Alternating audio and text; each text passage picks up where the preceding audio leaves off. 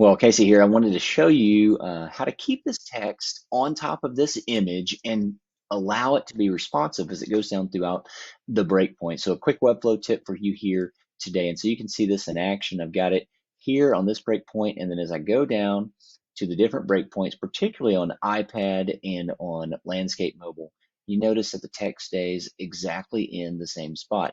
And what's happening is that text is actually growing or shrinking ever so slightly. And now when it gets up to desktop, it begins to move a bit more out of space and eventually hits the container and stops here. I was okay with the way that design looked, and so I didn't mess with that as far as responsiveness on desktop. But really, I want to show it to you on the iPad and on landscape mobile. And the reason, I'm not going to show it to you on mobile itself, because whenever it got down to mobile, I had to change the design because it just didn't look good on top of the picture. It was taking up the whole entire picture. So how did I set this up? Well, let's jump in here to the designer and let me show you exactly how I have it set up. I use FinSuite's client first Swiss system, and so you can kind of see the organization that's taking place within that particular system. And so I've got my about served component, and I have that set to relative. I also have this picture set to relative as well, and it has a -1 Z index just to make sure that it's in the back and that it won't come up on top of this particular text.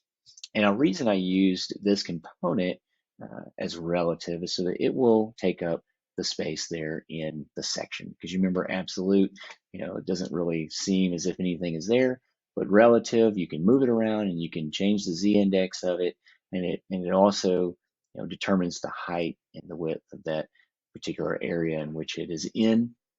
And so I have this picture set to relative so that it's taking up the space from the top of the section down to the bottom and all of that. Now I've got the text wrapped inside of a wrapper, and I have that set to absolute full.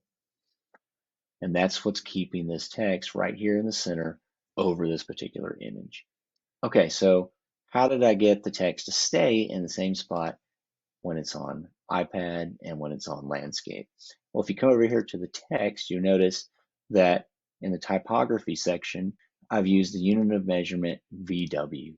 And this is respecting the width of the browser, and it's actually looking at that and it's sizing this text accordingly so that it stays in this same particular spot. So the text is actually sizing based on the width of the browser. And so you can kind of see that in action when I click this. You can see that the text grows just a little bit and shrinks just a little bit.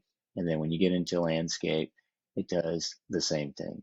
The text shrinks a little bit and grows a little bit. And that's the power of using the VW unit.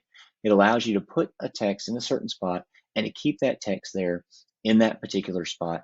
The thing that's going to change about the text is going to be the size of the text. And so hopefully that helps you to build different designs that are interesting in order to keep those designs looking exactly the same as you scale down through the different breakpoints. So that's all I got for you today.